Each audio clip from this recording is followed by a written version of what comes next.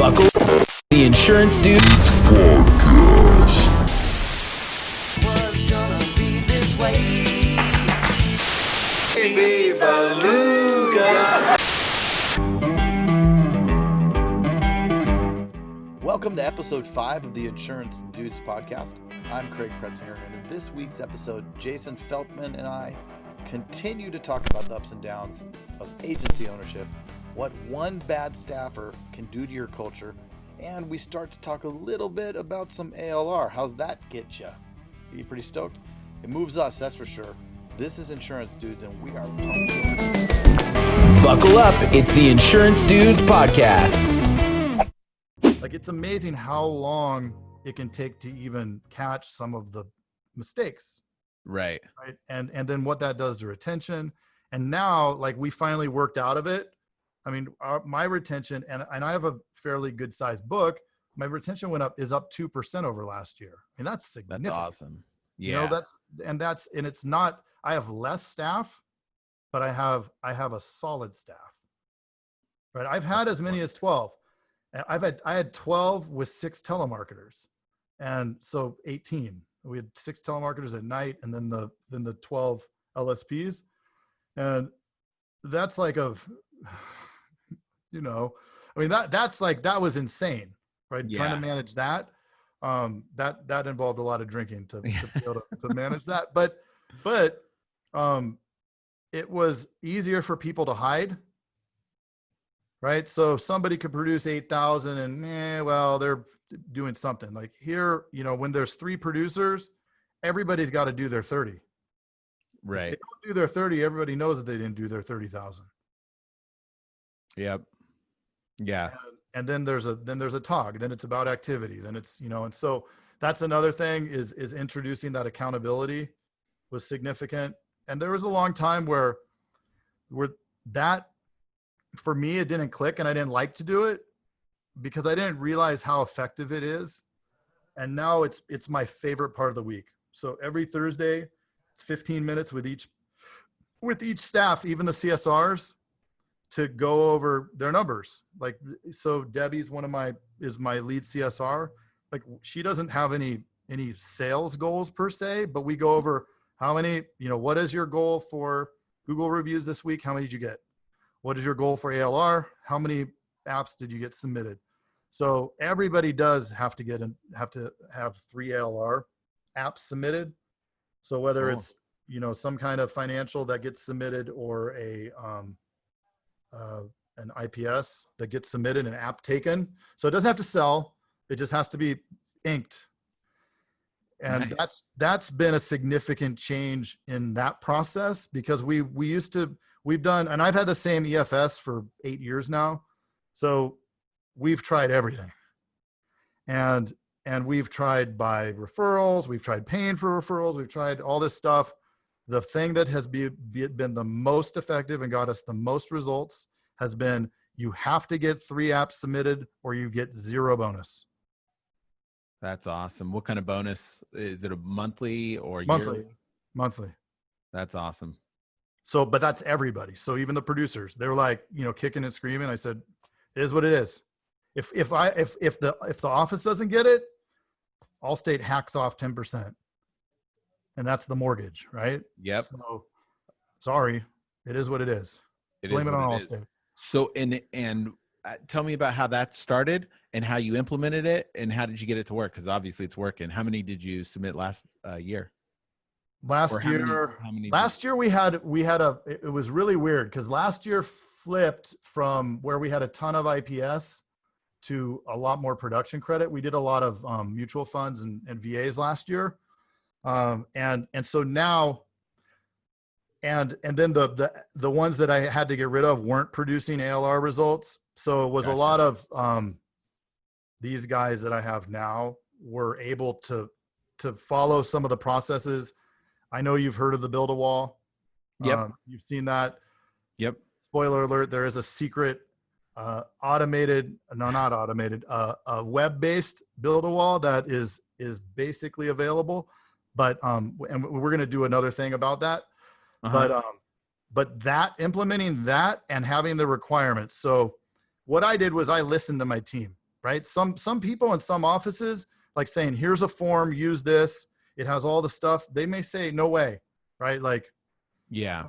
been been at this Allstate forever. They may not do it. They may want paper. That's fine. Use a paper thing, but you've got to have some kind of something, like even the green sheets, right? People have used the green sheets and they've had success with the green sheets.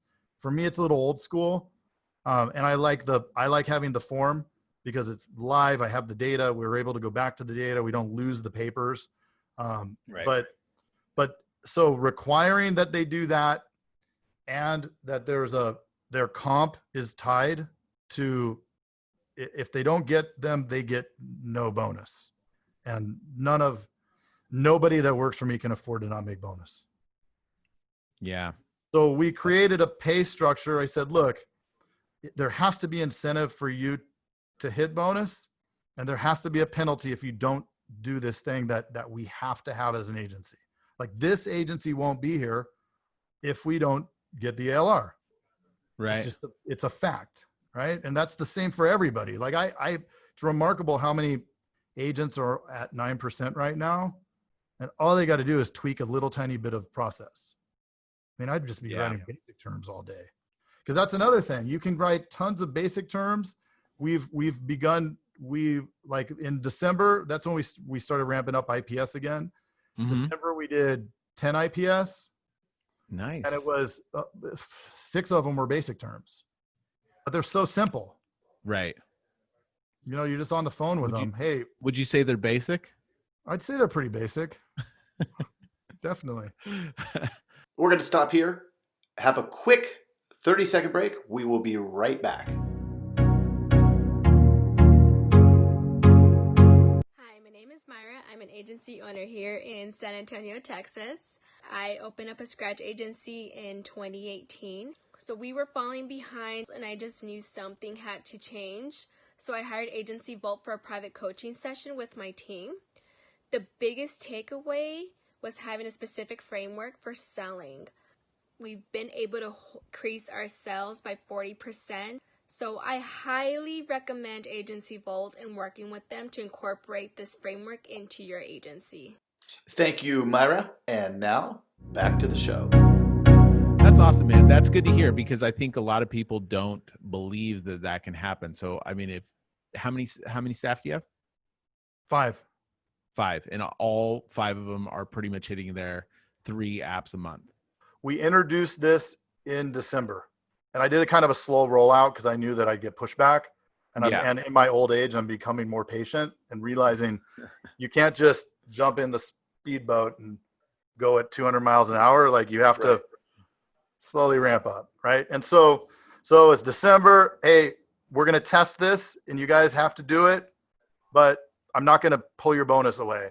Just keep in mind, in January, it's going to be go time. And then in January, I knew that I was going to let it go in January, but in February, there was no option. So in January, mid-January, we had our kickoff dinner, and that's where we talked it over again. But again, usually it seems to me resentment and anger and all these different emotions that come up when stuff doesn't go the way they want, it's a lack of communication, right? So if we don't over communicate what our expectations are, then that's on us, right? Like, I want them to do this, but then you tell them once, they don't remember. They're doing a million things out there, right? We're hitting them constantly with a million different things, and the clients are too. So that was where this was much more effective in doing it this way. And now so February, everybody got 3 apps submitted. That's awesome, man. You can't ask. And it was because it was, and I was on them every week. And I mean, I was in Japan for a week. I was out somewhere else. So I'm not even there, but I'm using Slack, which is a way that we communicate. I'm in there and just like, hey, we're all meeting on Zoom. Everybody's doing their one-on-ones. It doesn't matter where I am. I will meet with them regardless of where I am. 15 minutes. What's working, what's not, what can we do better, and what are your numbers? Boom, next one. And they love it. Like, they really, unless they're lying to me, and I don't think they are, I mean, they like those meetings. Like they're like, oh, like if That's awesome, man. I think you get as an agency owner, I think you get kind of in a routine, and you expect everybody's kind of doing their own thing, and then you kind of let that meeting go, and then you let the next one go, and things spiral way out of control. It's a slippery slope. It's definitely slippery. So that's where we have to be true to ourselves and hold ourselves accountable. Like I've become very, very calendar focused, and it's all on the calendar. Like if it's on the calendar, I don't typically miss it. Which is why we pushed this back. It wasn't on it's like, I got to put it on the calendar. Right. Yeah. And so it's just because there's too many, cool, man. There, I know from where I sit that I get interrupted all day long. Mm-hmm. I'm certain that, a new agent or somebody that has a couple $1 million book that has 1 or 2 staff, like they're just getting blown up. Yeah.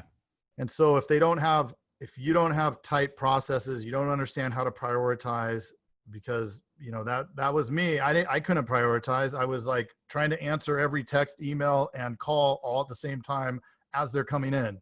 And that's a recipe for insanity. Yeah. Process is king. Process. And it's funny because a lot of times when you're developing a process or thinking about implementing something like you were talking about, sitting down with your staff or whatever it takes, it seems like that'll take a lot of time, but it's almost the opposite. Like putting that time in creates less time of having to worry, having to do reconnaissance on whatever. Right. Like we ran out of the bank slips, the little deposit slips. Yeah. And so somebody said, hey, how do I order more of these? I mean, I have no idea. Right. And so I think the last person that ordered those is no longer here. And we don't have anything written down anywhere, and nobody knows how to do it. So all of a sudden you have 4 people trying to figure out how to do something that generates 0 revenue for the agency. Yeah. It's just like the ultimate distraction. Right. So I said, Totally. okay, everybody time out, stop working on this. I'll handle it. And I thought, okay, I'm going to go to the one person who will be doing this going forward. We're going to sit down and we're going to talk about what you need to do, because we don't know. We'll find out. And then we're going to write it down. We're going to put it on our shared drive, or I'll probably upload it in the agency vault. And then it's there. Like, here's the process. Right. And it's like, but there's a million of these. Yeah. But if you can tackle them and record them, write them down, turn it into digital, and maybe even record a video of it while you're talking about doing it, then it's done. So instead of saying, hey, this is how we do it, now let's, down the road, let's make this product. It's like, no. Now, make it now. Yeah. And then file it away, and it's done. Yep. That makes sense. I don't know why I'm yelling at you. Procrastination is the worst. The worst. It's the enemy of any business owner. It is. And it's easy to do because there's too many things coming in. Yep. I think there's a difference between there's a difference that gets missed between procrastination and prioritization. Yeah. Right? Like you can't answer every email. It just isn't going to happen. And you can't stress about not answering every email. You have to look at which ones are high priority and which ones aren't, and then work through them, or delegate them out or whatever. Yeah. But yeah, it's true. But not say I'm not going to look at my email. Right. What I said earlier. Well, cool, man. Thanks for sharing about everything. It's good. It's comforting to hear, especially that, I mean, everybody has problems and stuff that goes on in an agency, and it's like everybody, you see a lot of people posting the good or talking about the good, but there's a lot of rough stuff that if we talked about a little bit more often, probably help each other out with, and it would definitely 100%. And that's what, that's what the point of this podcast is we bring on more people, and different guests. And I know that we have a couple ringers set up for the next couple of weeks. And so, far more interesting to me. And you know what, we're going to bring them in. They're going to provide some insight. You can take it, you can leave it, but hopefully you leave that conversation in a better position. So we're going to stop it here.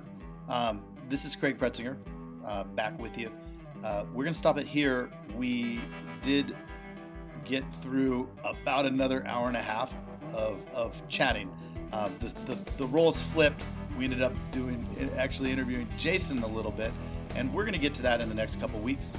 Hey, you've got to check out the Insurance Dudes Inner Circle coming soon, where you get extended interviews as well as live coffee talks in our private Facebook group. Join the mailing list today at theinsurancedudespodcast.com. Hey, thanks for checking out the Insurance Dudes. Hey, please subscribe. We got some really great stuff coming out.